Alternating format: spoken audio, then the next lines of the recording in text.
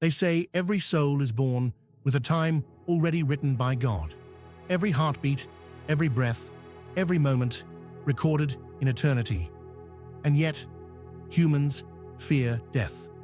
What if tonight God appeared before you and whispered, "My child, tonight you may choose your own death"? Would you choose peace or fear, mercy or regret? Would you dare look into eternity and make the choice yourself?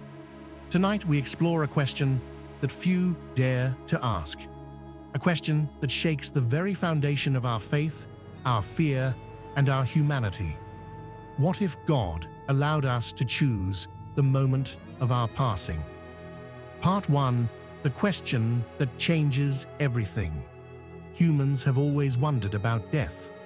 Philosophers, saints, and scholars have debated its mystery for centuries.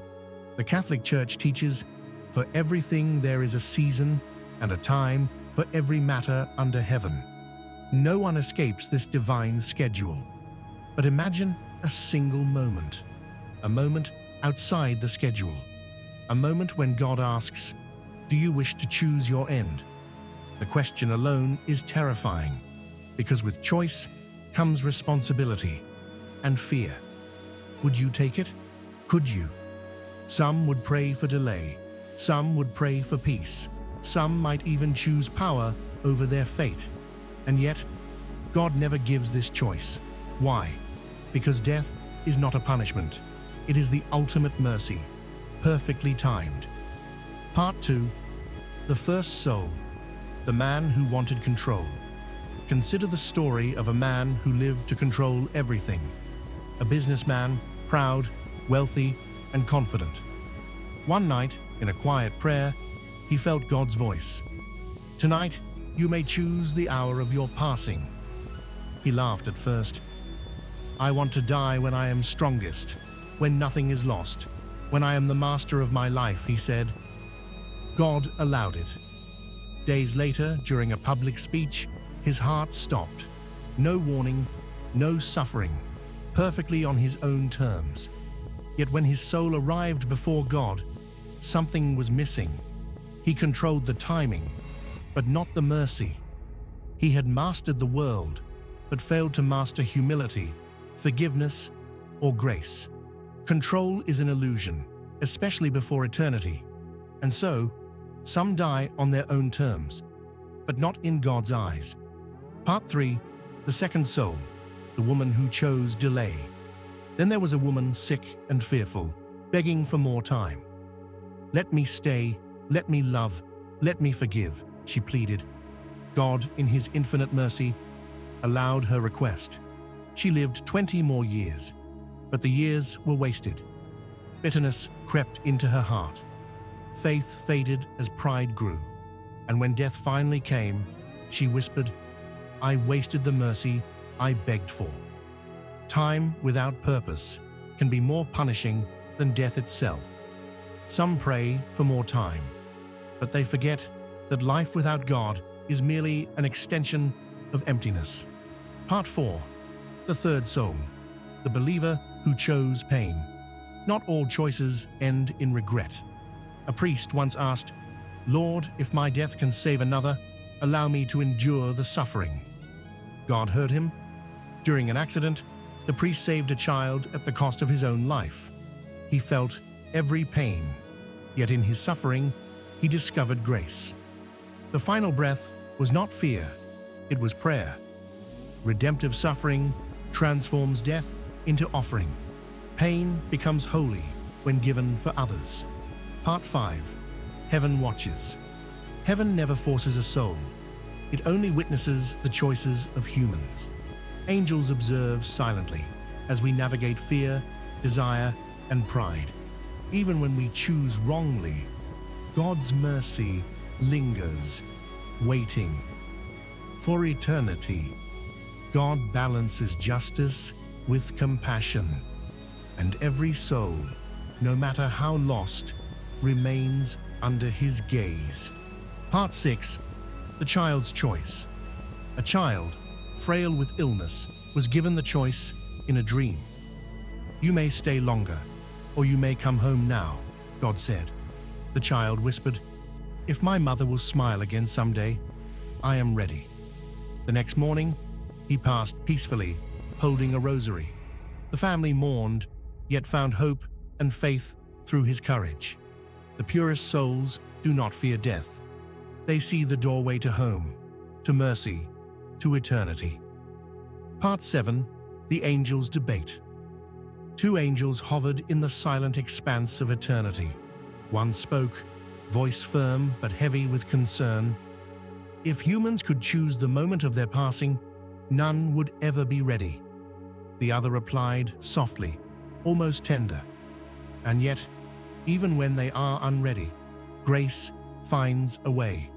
Mercy does not wait for perfection. It only waits for the soul willing to receive it. The first angel hesitated. But the fear, the regret, how can they bear it? It is not their fear alone, the second said. It is the moment when their soul meets eternity. Even in their weakness, the divine plan moves forward. In this debate, the weight of eternity pressed down. Choice versus preparedness. Human limitation versus divine wisdom. Fear versus mercy. And the angels, watching the countless lives below, understood one eternal truth. Even when humans fail, God's plan never fails. Part 8. Humanity's Pattern. Humans for centuries have prayed for a good death. They whisper their fears in the dark, beg for mercy, plead for time, and yet they fear the one who truly controls it, God Himself. Some accept death with courage. Martyrs face it boldly. Saints welcome it as the doorway to eternity. Others deny, resist, procrastinate, cling to life as though life itself can defy divine timing. The pattern repeats: faith or fear, acceptance or denial. Those who live in God's grace approach death as a friend. Those who cling to the world meet it as an adversary. And still, the heartbeat of eternity moves on. Time waits for no one, but God waits for all. Part 9. The Divine Truth. God will never give humans the power to choose the moment of death, because death is not punishment. Death is not loss. Death is the ultimate doorway, a doorway into mercy, into eternity, into the perfect timing of God. A time to be born and a time to die, says Ecclesiastes. No man, no angel, no force can alter it. Even the bravest, even the wisest must walk the path written in eternity. And yet, within this certainty lies freedom. Freedom to live with faith. Freedom to love.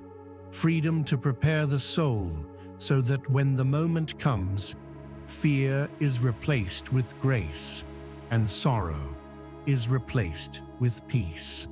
Part 10. Final reflection. If God offered you the choice, would you be ready? Would you choose peace?